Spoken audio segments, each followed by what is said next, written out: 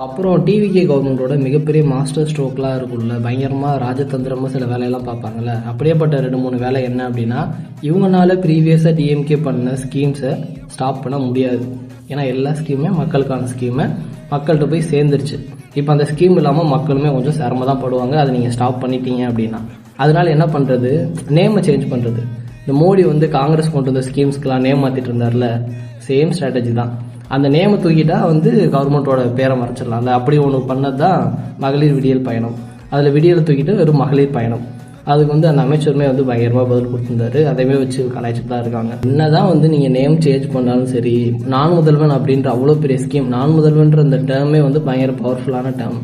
அதை பயந்துட்டு நீங்கள் மாற்றினீங்க. அது டிஎம்கேவோட பீரியடில் கொண்டு வந்தது, எல்லாரும் டிஎம்கே தான் ஆட்சியில் இருக்குன்னு நினைப்பாங்கன்னு பயந்து நீங்கள் மாற்றினீங்க. எப்போவுமே உங்களால் நேம் மட்டும் தான் மாற்ற முடியும் தவிர்த்து அதை கொண்டு வந்த கவர்மெண்ட்டையோ கொண்டு வந்த லீடரையோ உங்களால் பெருசாக சேஞ்ச் பண்ண முடியும்.